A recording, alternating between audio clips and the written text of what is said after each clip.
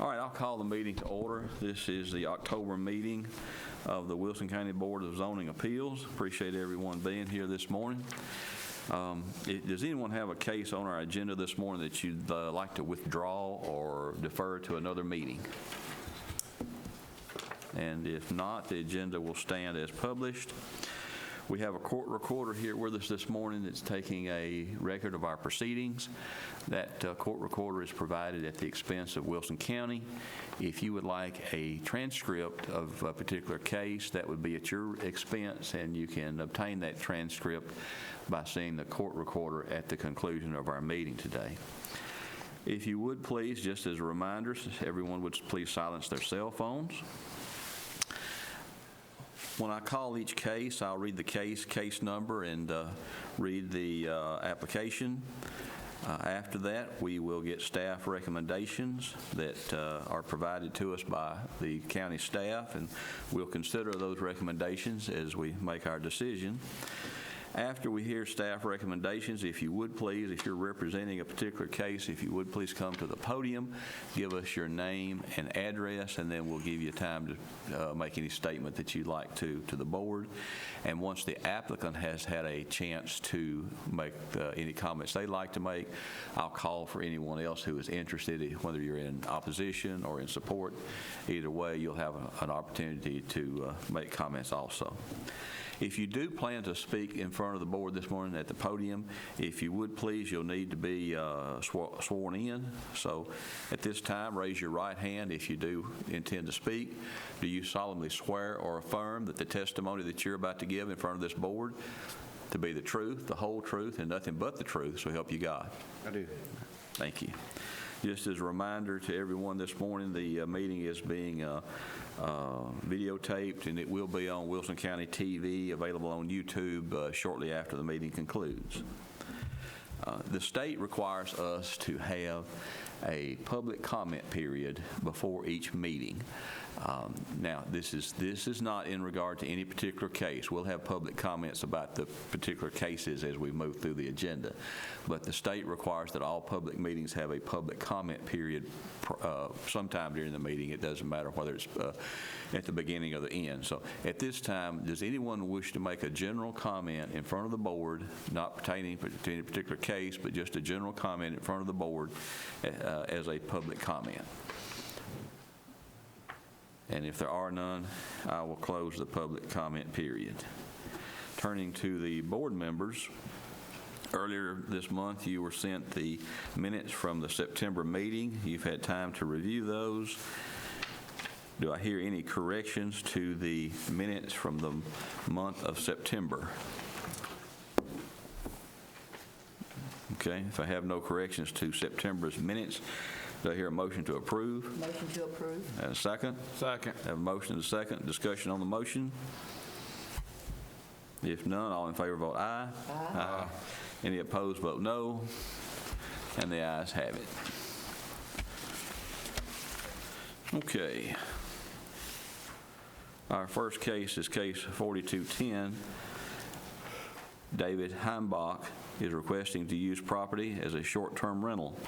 The property is located at 3650 Benders Ferry Road, Lot 8, Cedar Creek Heights, Group A, portion of parcel 17 on Wilson County Tax Map 280. The property consists of approximately 24,700 square feet. It is zoned A1 agricultural. The property also needs a variance from the road frontage requirement of 50 feet, a variance of 25 feet from the lot width requirement of 125 feet, and a variance of 55,300 square feet from the lot size requirement of 80,000 feet. We'll get staff recommendations now on 4210. Okay, the first three cases, I believe, on today's agenda are all from Mr. Heimbach, and they're three separate tracts that I believe are shown here in one combined parcel for tax purposes. But they are three separate legal tracts of record that predate our zoning ordinance. I just want to put that out there on the beginning. Do the three lot subdivision predates the ordinance? Yes. Okay. It's my understanding, that's correct. Correct, staff? Yeah, yeah. So the comments in each one of them are going to differentiate based on what's going on each lot. So just please pay attention, bear with me a little bit, because there's a couple of matters on each one of them. The applicant is requesting to use the property as a short-term rental. Staff members have received a business plan stating how the applicant considers using the property. If the use is granted, staff recommends that the business plan be made a part of the approval and put the applicant on notice that if they are to add any sort of structure or expansion to the use of the property, they'll need to come back before the board for a plot plan submittal and revised business plan approval. The cabin on the first lot, 3650, is listed as a 2-bedroom, 2-bath with a limit of 6 guests. Typically, the board will allow 2 guests per bedroom, limiting the number of guests allowed to 4. The business plan states the caretaker is located within 10 miles of the property. The Airbnb/short-term rentals are a use permissible on appeal as listed in the A1 zone district. There does happen to be an active zoning violation on this property. There happens to be an RV being rented as a short-term rental, which is prohibited in Wilson County. They've got it as a glamping site, as advertised on site, with signage to it and such. Until that violation is cleared, staff cannot recommend approval of the short-term rental use for the cabin. If the board approves the request, the applicant will have to make their contact information available to WEMA. The building inspector and the county sheriff's office, the applicant will also need to prove that they are the caretaker live within 10 miles of the property, which they have done so. The property also needs a variance from the road frontage requirement of 50 feet, a variance from the 25-foot from lot width requirement of a 125-foot lot width, and a variance of 55,100 square feet from the lot size requirement of 80,000 square feet. This is, however, an older lot of record, with the lot being created in June of 1958. Therefore, staff can recommend approval of the variances for lot size and lot width, as this is an older lot of record. And effectively, those variances are on there just to try to clean it up a little bit so it doesn't pop up in a title search as a cloud on the record. It just happens to be an older non-conforming lot. Okay, so there are 3 variance requests needed for the physical characteristics of the lot, Yes, and then we're dealing with the request for the short-term rental also. yes. Okay, got it. All right. Who's here to represent 4210? Yes, sir. You want to come forward and give us your name and address, please? David Heimbach at 549 Lone Oak Road in Mount Juliet. Anything you'd like to tell the board, sir? Yeah, the one situation with the RV that's on the site, actually, we already got ahead of that. We're removing that on the end of this month. We're pulling that unit altogether. More trouble than it's worth, to be totally honest with you. So it's not gone yet? It's not gone yet, but it will be at the end of this month. Yeah, which would be, what, next week? Anything else? Yes, that's it. Board have questions for the applicant? Where's your caretaker going to be? Did you say you lived on Lone Oak? I'm on Lone Oak over in the Gladeville community. Right. Yeah, and I have my son and my daughter is in the business with me. They live on 109, about halfway to the cabins. And then I have a caretaker that lives in the mobile home, which is on the property back behind the lot that we have. On another lot? On a different property altogether. He rents from somebody else, yeah. Gotcha. Is that the Bender's Ferry Road contact? Michael Curry? Yep. Gotcha. Any other questions from the board for the applicant? Just a question maybe in general for staff and fellow board members. I know there's not a size restriction on A1 zoning for Airbnb. There's not. Do we as a board need to be concerned about the size of a lot, or we just anything and everything flies? Or That's entirely under your purview to determine whether or not you think it fits into the character of the area, would be my best answer to you. I will tell you later on, something that's not on the agenda, but just for informational purposes, we will be discussing some amendments to the short-term rental ordinance that were requested by the chair, I believe, at last month's Board of Zoning Appeals meeting. Any progress on that front at this time? We have been to Planning and Zoning Committee. It'll go before Planning Commission in November. What was the Planning and Zoning Committee's reaction? They recommended approval of what we proposed for consistency. Gotcha, okay. Any other questions from the board? And if not, does anyone else here wish to address 4120 Heimbach at 3650 Bender's Ferry? And if not, I'll close this public comment. Thank you, sir. In regard to case 4110, do I hear a motion? 4210? Excuse me, 4210. Case 4210. And let me go ahead and make a motion that we approve the width variance request, the frontage variance request, and the lot size variance request, and that we defer the short-term rental request until the property comes into compliance. That's my motion. Do I hear a second? Second. And just to clarify, that would allow him to come back at the next meeting after the violation is cleared. Yes, sir, that would. Okay, so have a motion and a second. Now, discussion by the board. Who was the second? Ms. Robinson? Okay. On both motions? Okay. Made it all at once. I made it all as one motion. Okay. If there's no discussion, all in favor vote aye. Aye. Opposition vote no, and the ayes have it.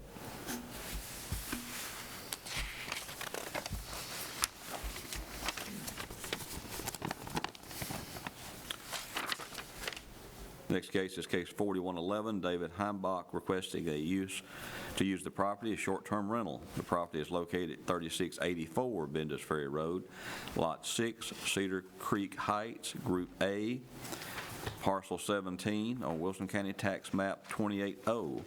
The property consists of approximately 24,900 square feet and is zoned A1 agricultural. The property also needs a variance of 55,100 square feet from the lot size requirement of 80,000 square feet. The property received a variance from the road frontage requirement and width requirement October of 2023. We get staff recommendations now on 4211. Okay, I'm going to forgo reading the first two paragraphs of this because they're exactly the same as the last case about the applicant needing a caretaker within 10 miles and also just talking about what he's requesting in terms of it being a short-term rental on this lot. So I'll start with the third paragraph. There's an active zoning violation on this property as a new accessory building on site was built without a permit. The applicant would need to apply for an accessory structure permit to resolve the violation.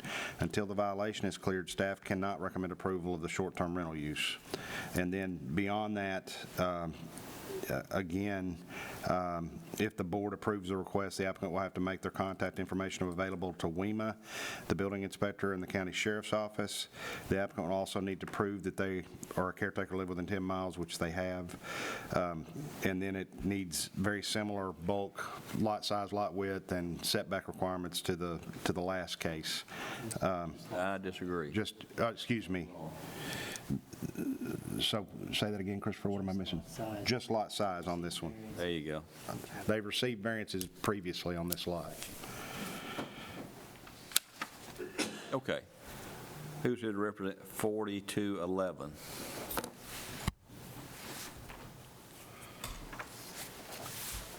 Same thing, right? Name and address again. No, David Heimbach, 549 Lone Oak Road, Mount Juliet. Anything you or? Yeah, the shed is what you're talking about? Yes. That we set up there? We have to get a permit to set a shed? Yes, sir. You do. Okay. Anything? Stormwater permit and a building permit. Okay, well, the shed was on that property for 15 years, and I moved it, and then I moved it back. So, It appeared to be new construction. well, I wrapped it with log siding to make it look better. I You mean, may need 2 permits. I don't mind doing what I need to do. I just need to know that was just a shed we had my guy set on blocks for us. You'll need to get a permit for it. Okay, all right. Okay. Board have any questions for the applicant? If not, does anyone else here wish to address 4211? If not, we'll close that public comment period and turn it to the board. I have one question. Go ahead. Is this for a year? Did we talk about We haven't, the first one, we deferred the short-term rental. Okay. So we didn't act on it. And this one, we haven't had a motion yet. Okay. But it's up to us if we make Okay. such a motion to set a time limit. Yeah, under the zoning ordinance, they are to be approved for a finite period of time. It's a little bit unique from most board of use on appeal approvals in that they run, typically a use on appeal approval runs with the land forever. But in the case of short-term rentals, the county commission opted to make them approvable for terms. Okay. Any What- other questions? What would be the status on bedrooms and/or guests for this one? There hasn't been built yet. We haven't even put anything on that lot. We're trying to put a 600 square foot, a small cabin for wheelchair access. You're wanting an Airbnb. How many people Oh, want to two. stay in it? Two. Okay. Okay. One bedroom, correct? Yes, sir. One bedroom. Any other discussion by the board? And since I made the motion on the first one, I'll go ahead and make the motion on this one. I will move that we approve the lot size variance and defer the short-term rental until the violation is cleared. The applicant will be allowed to come back at our next meeting once the violation is cleared. Do I have a second? Second. Have a motion and a second. Discussion? If not, all in favor vote aye. Aye. All opposed vote no. And the ayes have it. Okay. Our next case is case 4212. David Heimbeck is requesting to use property as short-term rental. The property is located at 3684 Benders Ferry Road, Lot 7, Cedar Creek Heights, Group A, Parcel 17 on Wilson County Tax Map 280. The property consists of 24,900 square feet and is zoned A1 agricultural. The property also needs a variance of 50 feet from the lot width requirement, 125 feet from the frontage requirement, lot width, 50 feet from the frontage requirement, 125 feet from the width requirement, and 55,100 square feet from the lot size requirement. We get staff recommendations now on 4212. Okay, again, Mr. Heimbach is requesting short-term rental on this third tract. If the use is granted, you'll typically provide a certain finite amount of time. The cabin is listed on this tract as a one-bedroom, one-bath with a limit of 4 guests. However, typically, the board will allow 2 guests per bedroom. Staff can recommend approval of the short-term rental use given the provisions that are present in the A1 zoning district at present for short-term rental. If the board approves the request, the applicant will need to make their contact information available to WEMA, the building inspector, and the county sheriff's office. And they've proven they live within 10 miles or have a caretaker within 10 miles. The property also needs a variance from the road frontage, which you mentioned, of 50 feet. They also need a variance of from the 125-foot lot width and a variance of 50,300 square feet from the lot size requirement of 80,000 square feet. Again, this is an older tractor record, and we can recommend approval. In this case, we can recommend approval of both requests, given the language in the zoning ordinance. Got you. All right. Anything you'd like to tell the board, sir? Name and address. Let's get David Heimbach, 549 Lone Oak Road, Mount Juliet. okay. Anything you'd like to tell the board now? No. Okay. Any questions from the board for the applicant? The one bedroom, two persons, I think we need to make So- sure you understand that. Yeah, it's a one bedroom and a couch that folds out. So we just listed it 4 people. I can list it at 2 people. It's not a big deal. What's the septic approval for? Do you know? It's tied into the existing septic that's on the property, 3-bedroom, 2-bath. So there was a mobile home on the site that was a 3-bedroom, 2-bath, and we moved the mobile home out and then using the septic for this unit. But it got approved through the state. You have 1 bedroom in your cabin.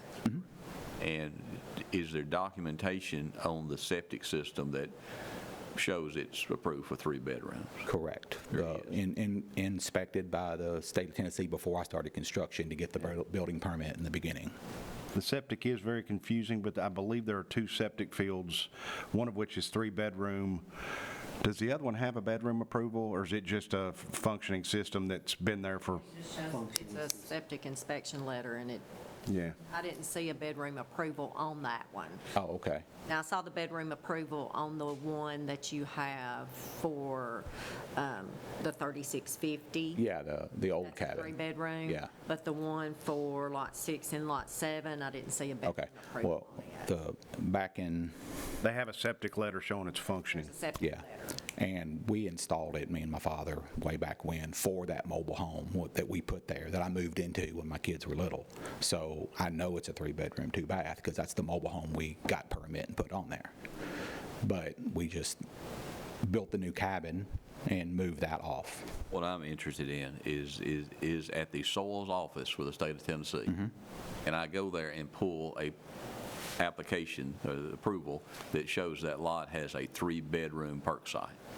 I do not believe you can. What you would, but what we would I do, don't want one of these things that says we went out there and it looks like it's functioning. I'm talking about the actual doc. that's what you're going to get on this one because of the age of it. I got you. That's all I need to know. Okay. Appreciate it. Okay. Anyone else have questions for the applicant? If not, does anyone else wish to speak to this case? And if there's no one else, we'll close public comment and turn to the board for a motion or further discussion. And I will move that we approve this case. We approve the frontage variance. We approve the width variance. We approve the lot size variance. I'll further move that we approve the short-term rental for a period of 1 year, 2 being the maximum number of people, business plan being incorporated into the approval and part of the record, and contact information must be given to the local emergency and law enforcement authorities. Do I have a second? Second. Have a motion and a second. Discussion? If not, all in favor vote aye. Aye. Opposition vote no. And the ayes have it. Thank you, sir. Thank you. Okay, so Mr. Heimbach, do you understand you got approval for that one, but the other 2 tracks, you've got to do a little bit of cleanup on the, And that will hold off me getting my building permit too? Yes. All right, see you next month, guys. Thank you. Thank you for your work. thank you. Okay, our next case is case 4213. Wanda Rudy is requesting a variance of 2 feet from the front yard setback requirement of 30 feet on Jody Court. The variance will allow the proposed accessory structure to be 28 feet from the front property line on Jody Court. The property is located at 3001 Jody Court, Lot 5, High Country Estates, Group A, Parcel 5, on Wilson County Tax Map 59C. The property consists of approximately 38,900 square feet, is zoned R1 residential. We get staff recommendations now on 4213. Mr. Chairman, the applicant is requesting a variance of 2 feet from the front yard setback requirement of 30 feet, leaving 28 feet to the front yard property line. This is not an older tract of record, with the lot having been created in August of 1997. Therefore, given the language in the zoning ordinance, staff cannot recommend approval. And just for the benefit of the listening public and the folks here, we define effectively a older tract of record as being something that predates our zoning ordinance enactment, which occurred in 1974. And this one being created in 1997 obviously happened after that. In terms of on the property, adverse conditions with it being 2 feet closer, there's not really a lot, but it doesn't meet the criterion in the zoning ordinance. Okay, who's here to represent 4213? Rudy? Yes, ma'am. You want to give us your name and address, please? Yes, Wanda Rudy, 3001 Jody Court, Lebanon. And what would you like to tell the board? It's a storage building that I would like to have on the property due to the fact that my daughter and grandchildren have moved in with me. We needed extra storage for their things. And it just, by moving it 8 feet from the house, it made it go 2 feet over. So that's why I'm asking for the variance. That 8 foot is a required separation between structures. So she either violates one or violates the other? Yes, And this would be a corner lot with 2 front yards? it would. And so technically, you're calling it where she's putting it a front yard, but the way the house sits, it's probably a side yard as far as visually looking at it? I believe so. Which way does the house face? The other street? It faces Cody, and what he's talking about is Jody Yes. Court. Why would she not have applied for a variance for the separation rather than the setback? She could have. So it's either or? Yeah. Okay. Yes, sir. Other questions from the board for the applicant? Or Tom? What would be the setback if it were considered a side yard and not a front yard? Is this A1? Yeah, it'd be 20 foot.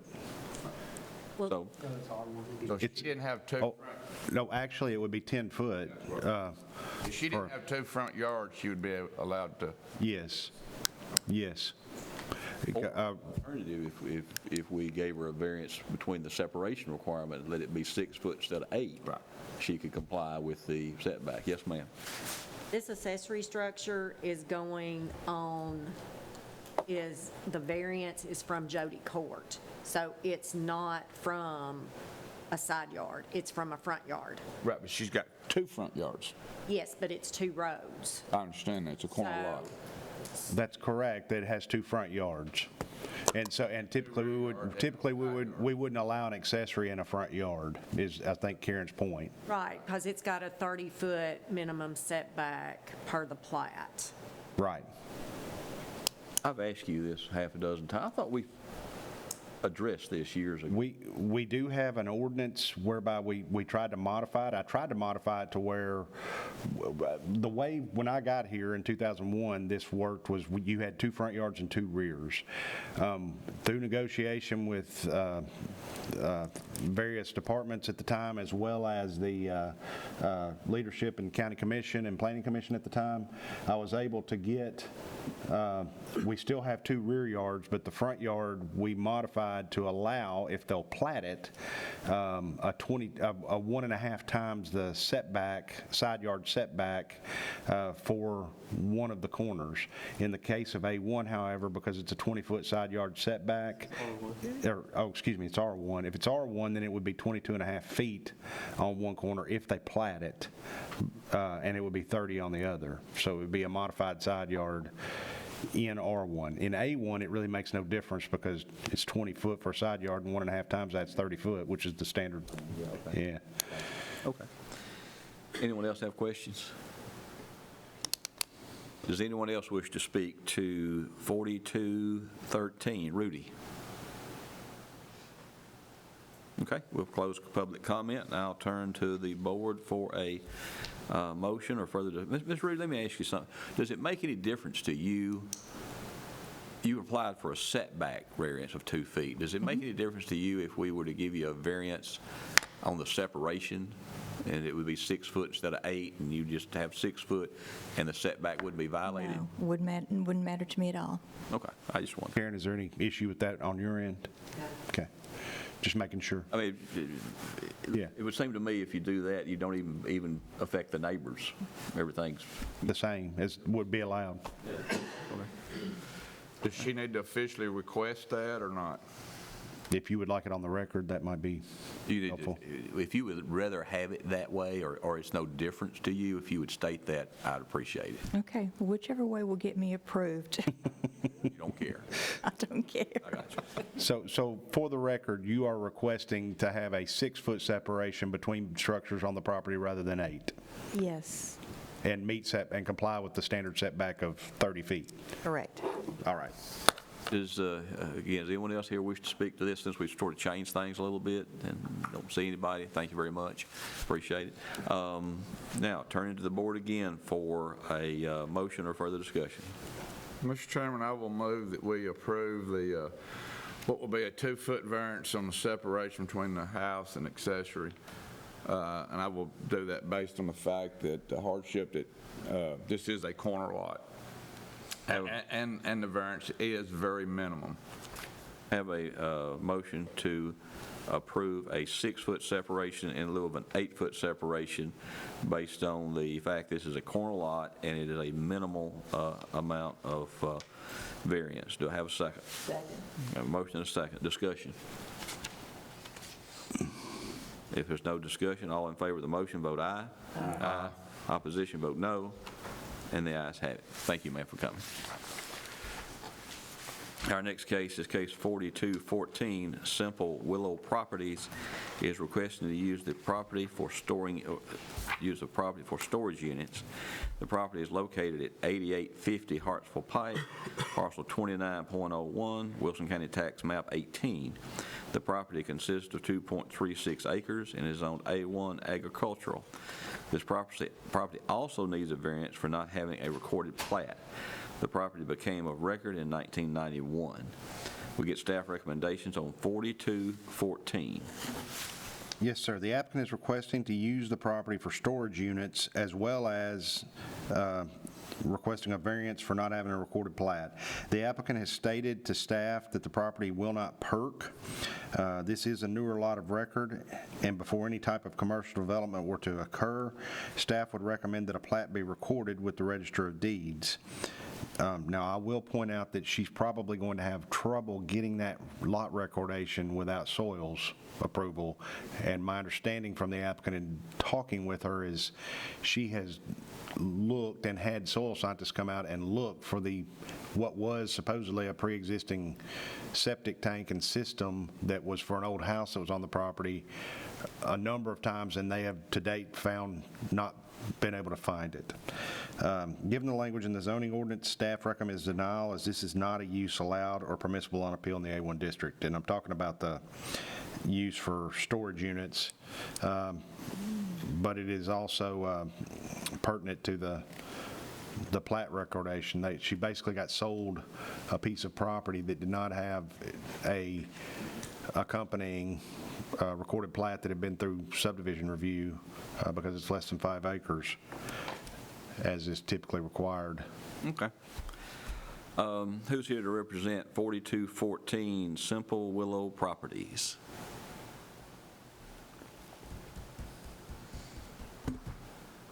I do not see the applicant. I do not either.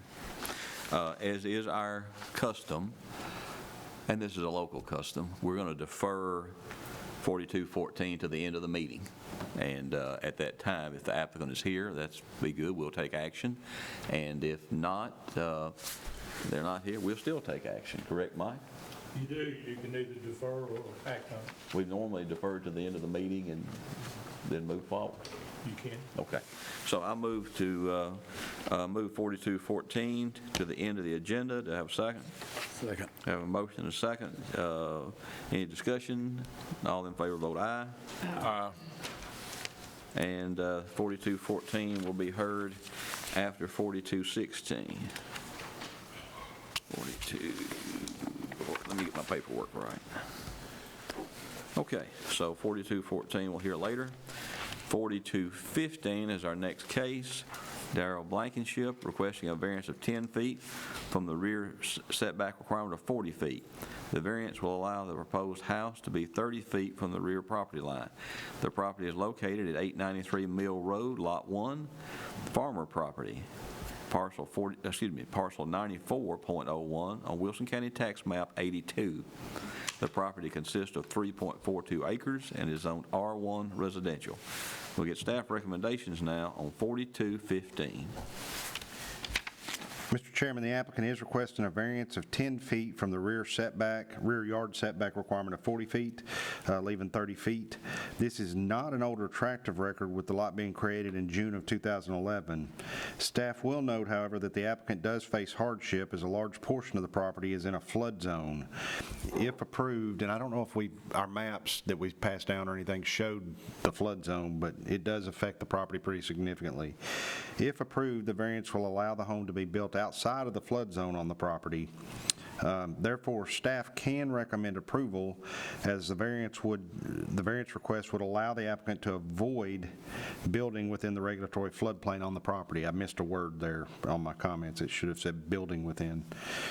Staff also has been submitted a letter of support from the neighboring property owner that I believe is a relation of the people wishing to build here, that the request would have, and they would also be the folks that the request would affect the most. If approved, staff recommends the lot be deemed critical by the Stormwater Department and reviewed as such, and the proposed construction be reviewed by Stormwater under critical lot provisions. Okay. Who's here to represent 4215 Darrell Blankenship? I may have said Blankenship. It's Blankenship, isn't it? Gotcha. Okay. Name and address, please. I'm Darrell Blankenship, and I live at 4080 Old Lebanon Dirt Road in Mount Juliet, but I am the property owner on Mill Road. My son knows a little bit more about this, and if it's permissible, I would like to allow him to speak at this time on my behalf. Let him come forward. This is my parents' property currently, Aaron Blankenship, 206 Camille Victoria Court. You caught me, Mountain Juliet. Sorry about that. This is my parents' property currently, and in order, I'm going to build there is the eventual plan, and whenever we started looking at this and the way Tom was speaking about it being a critical lot, if we can shift, if we can get that variance, we can actually shift the house, and I've talked to Christopher about this as well, to a better elevation, which will actually help me be higher than the neighboring properties. So I'll actually be, even though, and we all know the way floodplains are drawn, water doesn't run uphill, I'll actually be in a better shape elevation-wise than the property owners next to me, which will allow me to stay out of the floodplain, so it'll really help. Also, I'm working with Brent Finley with this, and Brent, I think a lot of you know, his work is impeccable, and I mentioned that to Christopher as well. He's going to be doing all of my work to make sure that we meet all the requirements for FFEs, for the garage and the home, and all that. So this would just kind of help us be able to make it where we all feel a little better, getting in a little better position. All right. Thank you, sir. Thank you. Anyone else wish to speak to 4215 Blankenship? Staff viewed the FEMA regulatory floodplain status on the property as an unself-imposed hardship with geographic things. Now, I will say, my staff also, in terms of doing the field review, where this location is on the property that falls outside of the regulatory floodplain, the graphically indicated floodplain, still looks to be low, whereas some of the places that are in the regulatory floodplain may even look a little higher. But if this is where he has to go to avoid building within the regulatory floodplain, as long as he works with stormwater and staff about elevations and stuff, we're satisfied to recommend approval. I'm sorry, I didn't ask if the board had any questions for the applicant. Does anyone wish to ask any questions of the Blankenships? No. Okay, that's fine. We'll move forward. All right, so we've had staff recommendations. We've had public comments in our hearings. If no one else wishes to speak, I'll close the public comment period and turn to the board in regard to 4215 for further discussion or a motion. I'm going to ask that we approve this off of staff recommendation. I have a motion to approve based on staff recommendation. Do I have a second? Second. I have a motion and a second. Any discussion? Not all in favor vote aye. Aye. Opposition vote no. The ayes have it. Thank y'all. Okay, our next case is 4216 Signorama on behalf of Diamond Plastics requesting a pylon sign on A1 agricultural zone property. The property is located at 720 Northern Road, McEachern property, parcel 8.01 on Wilson County Tax Map 33. The property consists of 5 acres. We get staff recommendations on 4216. Mr. Chairman, the applicant is requesting a pylon sign on the A1 agricultural zone property here at 720 Northern Road. The only permitted sign type in the A1 zone district is a monument sign. Therefore, given the language in the zoning ordinance, staff cannot recommend approval. Staff doesn't see very much adverse effect if the variance is granted, however, and staff will note that the applicant is also set to attend this month's Planning Commission meeting to get approval for their sign site plan. Okay. Who's here to represent 4216? This is a, Signorama on behalf of Plastics, Diamond Plastics. Let's call it Signorama. Okay. this is an old plastics plant All that right, has I'll been. take that. This, You agree with that? this is an old plastics plant that has been there I'm trying to make- a long time. No. I'm not sure when it got approved. I did not do that level of research in the lead up to this meeting, but I know it was there before I got here. How about that? What, the original plant? Yes, Yeah, it's been there as long as I've been driving. yeah. Okay. However, is there anyone here to represent Signorama? Okay, so we now have two with no representation. So we might as well go ahead and act on this one since we're at the end of the agenda. And we have a staff recommendation of denial. So is there anyone here who wants to speak pro or con against this case, 4216? If not, I'll close the public comment period, and we'll turn to the board for a motion on 4216. I have one question. I see where they talk about staff says has little adverse effect. Well, I'm not familiar with Northern Road, so forgive me on that. But, you know, if a sign, it says like that, you can put a monument sign. My problem is, okay, say you can have a sign. Is a sign 20 feet up, 50 feet up? What's the area out there? I have no clue. This proposed sign still meets the monument-style height Okay. regulations. It's only 8 feet tall. It is still being required to be 25 feet off the right-of-way. So it's meeting all that. The original discussion was due to cost of a monument as opposed to a pylon, is the reason they wanted to do a pylon sign. But it's meeting. Okay. It's still- I may be stretching something. I just don't want Yeah. to, I don't see a big McDonald's sign stuck out there in the middle. They're Right. Okay. Still meeting the height requirement, which the Okay. maximum for a monument is 8 feet. But if all that was to be said, they should have been here to say it. As far as the board's concerned, that testimony hadn't been given. They should have, and we went around and around. Well, we do have a packet that has the size of it. I guess this was submitted by the applicant. Yes. I mean, I'm not saying that obviously they should have been here, but we do have I have a packet that says the dimensions and the size and the looks and shape. And your all's decision on this case will be reflected in the comments for Planning Commission tomorrow. So why is this a pylon instead of a monument? The monument has to be affixed to the ground, the entire sign. This has 2 poles, which we've interpreted as anything on poles that has airspace underneath of it is considered a pylon. So if they were to brick it in, It'd be a solid in between the 2 posts, it would be allowed. It'd be a pylon. unmounted monument sign at that point, yes. What, is there rules on what type of, what they could fill that dead airspace in with? I mean, could they put could they cover it with wood siding or something? I mean, No, it has to meet the commercial standards, which would typically be at some concrete? Brick or brick or stone. Okay. possibly tilt-up concrete or How something. far can it be off the ground and not have to do that? Or is there a minimum? No, there's no, a monument sign has to be affixed to the ground on the entire sign face. Well, I mean, I understand, this seems pretty, Innocuous? it seems pretty tame, yeah. Yeah. Yes. And but the approval is for a pylon, and are we to say this is going to be the pylon? That is what they're proposing. Interpretation, yes, sir. It's not a McDonald's pylon by any means. And it's not maximizing the pylon sign allowance, which would be, I think, 35 feet. Should the application then not have been specific to this design and not for a pylon? Because if we say a pylon's approved, I don't know how we tie them to this particular, unless we make it part of the motion. Are you saying that you would rather us have come with an interpretation on that sign as to what it constituting a pylon or a monument? I think I'd rather you'd come and said, they want approval for this sign, which represents a pylon design, as opposed to the monument design that's, allowed.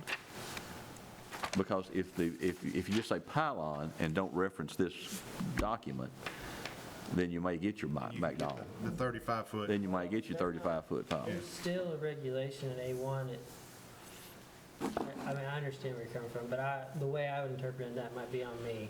They're requesting for a pylon-style sign, but they're not requesting anything different from a typical ground-mounted sign, which has a maximum height of 8 But feet. if the board wished to, we could specifically reference this drawing Absolutely. as part of the record, and then this size would be what we would get. Yes. Unless I would make them come back if they came through and said, hey, I have a pylon sign for 20 feet, because that's not how I interpreted their original request. Based on that drawing. I'm still holding them to the ground-mounted specifications. They're just asking for a pylon style as opposed to a ground-mounted. Okay, I so would if- not let them go over 8 feet without this board's approval. I mean, we can make that, we can stipulate such. Okay. I just I mean, want, I'm going to enforce such unless you tell me different, but. gotcha. So I think that would probably be the go-to. It's not just categorically approve a pylon, but make it specific. Yeah, and I think because they are very specific, I mean, they've got dimensions, they've got style, they've got everything very detailed right here. So this sign's going to be an overall height not to exceed 8 feet and an overall width not to exceed 8 feet. That's what it that's what it says. Right. I mean, I would think if we approve this, they can't vary from this at all, can they? I mean, We would not, if they came in later and wanted to make a something different, yeah. ground-mounted sign and put it in with the building material. If they wanted to fill that hole in with brick, we're not going to stop them. Right, right. Because that then becomes an allowable monument sign. But I'm just saying, this is what they submitted, it's very detailed, and if all of a sudden they want to go out there and make it 2 foot tall or 3 foot long, they can't change the dimensions on what they've submitted. They can't make it taller without. Right, okay. Can I ask a question, though? Absolutely. Do we normally, since I've been on the board for a good while, they always come in front of us and advise us and tell us what they want to do without us having to do this? Is this something that we approve when nobody is coming in front of us? I'm not sure I understand your question. Without them having a representative here. Normally, when we have folks that don't show up, since the public notice was given, and other people may have shown up, normally we will move the case to the end of the docket and give them all the time we have available, and then normally we have moved forward. And in regard to signage, sometimes people will come before us and they'll request specific variances on specific dimensions. We don't want to be 3 foot off the ground, we want to be 2 foot, or we don't want to, we want a variance from the maximum height requirement or something of that nature. These people, and this may be a little bit of an odd duck, and we may be making more out of it than it needs to have made, but they requested permission for a pylon sign, period. And then they submitted this drawing. Had they done one or the other, it would have been a little simpler. I think if the board wishes to take action in the affirmative, then it would be permissible to say that your request is approved based on the drawing you submitted dated October the 1st, 2024, with a maximum height of 8 foot and a maximum width of 8 foot. Then we're all tied up, everything should be good at that point. Right. Thank you. Did they specifically request a pylon sign, or is that just y'all's description of the sign? I think they took issue with the monument sign language. When they brought in their original planning commission packet, I informed them that they, pylon-style signs, which anything on poles, whether it be 1 or 2, is not permitted in the A1 district. I know this is a legacy commercial use, but it's still A1 zoned. So I took them over to the Board of Zoning Appeals to have them make this request. To the zoning office. They were not, Right. they did not want to do the monument-style sign Right. after my discussion with the sign contractor. Okay. Anyone else have any more questions? And if not, do I hear a motion in regard to 4216? I'll make a motion to approve based on the design presented I have a motion to approve based on the drawing presented, October 1st of 2024. all right, with a maximum height of 8 foot and a Feet, maximum width. Width of 100 inches. What was the date on it? October the 1st. October 1st. Okay. Okay. Have a motion to approve based on the document submitted, that documents dated October 1st, 2024, shows a maximum height of 8 foot, maximum width of overall of 100 inches. Do I have a second? Second. Have a motion and a second. Any discussion? If not, all in favor vote aye. Aye. Opposition vote no. And the ayes have it. Okay. Now we'll go back to 4214.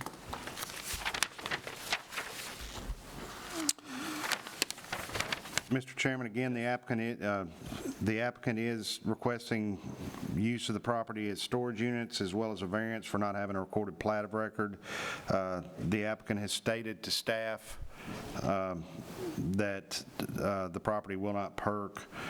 This is a newer lot of record by our criterion, and before any type of commercial development would occur, staff would recommend that a plat be recorded with the Register of Deeds. That's going to be problematic if they can't find soils, though, I can tell you that. Gotcha. Given the language in the zoning ordinance, staff recommends denial, as this is not a use allowed or permissible upon appeal in the A1 district. Okay, is anyone here at this point to represent 4214 Simple Willow Properties? If not, does anyone else here wish to speak to this case? Yes, sir, come forward, please.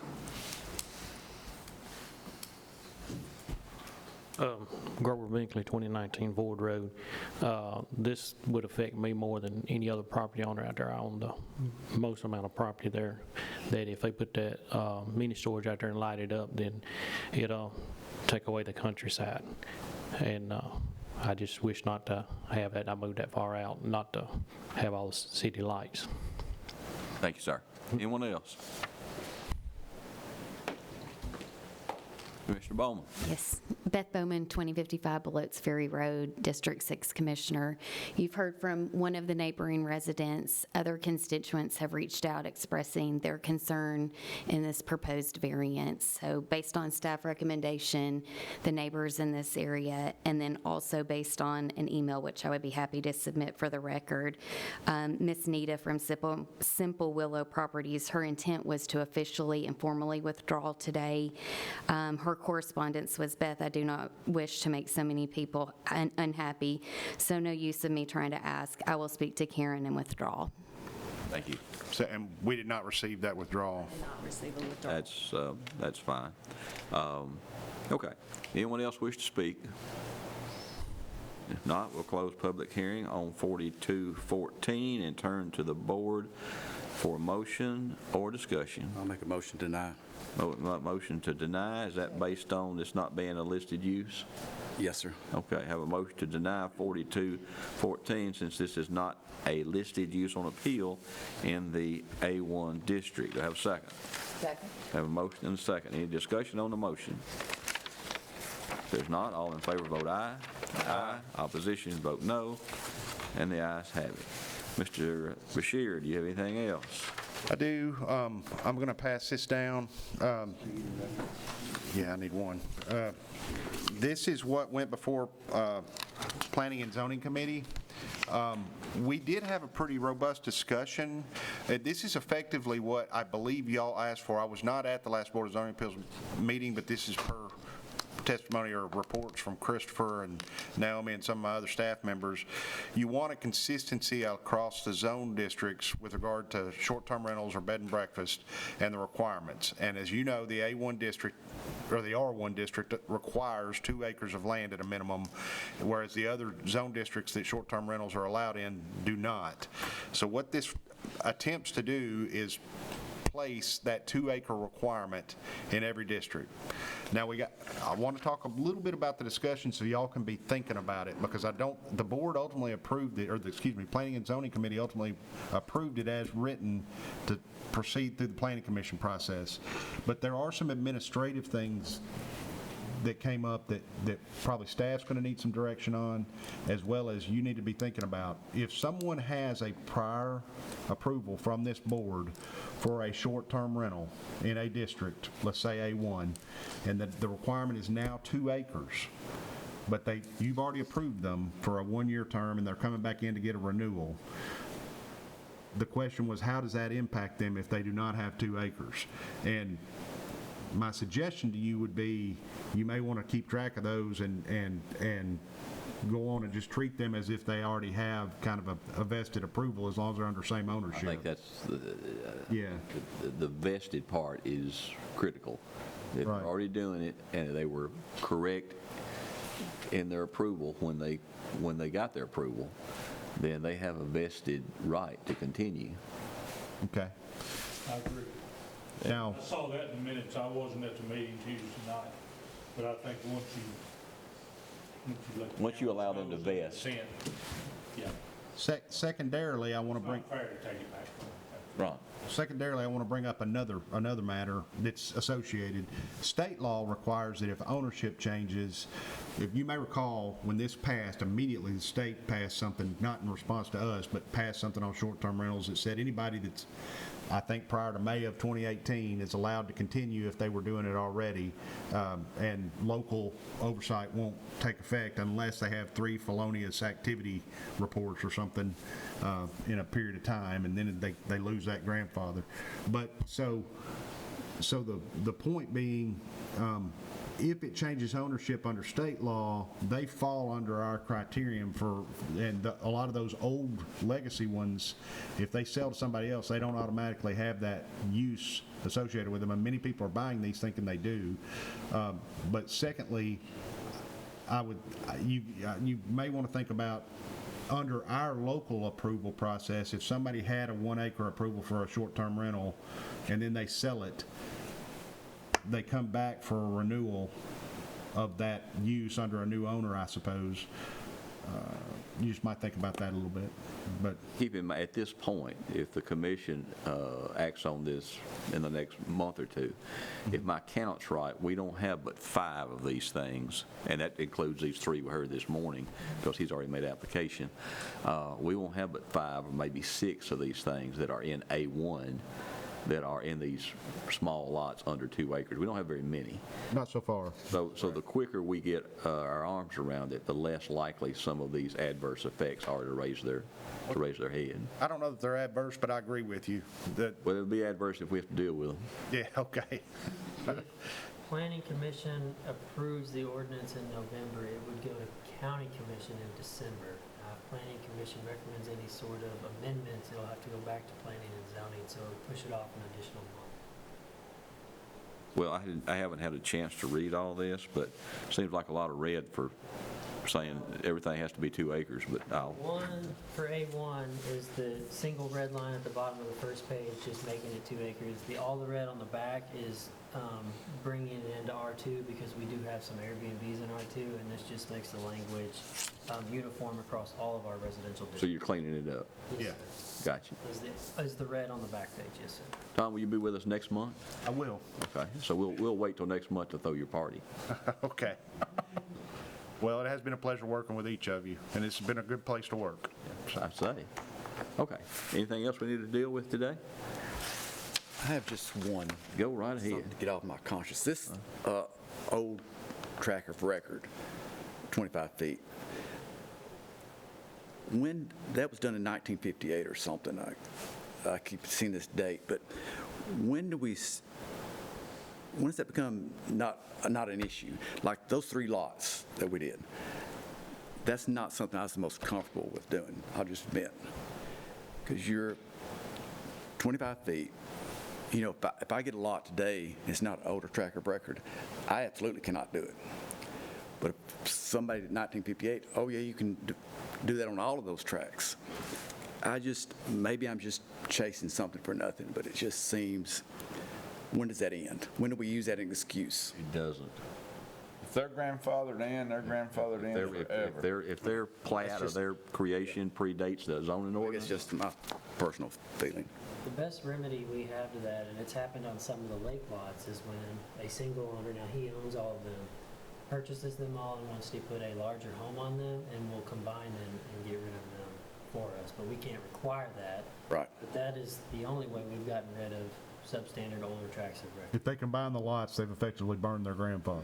Right, yeah, I understand that part. Some instances, we'll have people, and we recommend approval of those when they come before you, but we'll have people buy 2 substandard lots, and they still don't make a lot that would be approved today, but we recommend approval because they're remedying a situation by They're getting. making it better. Making it better.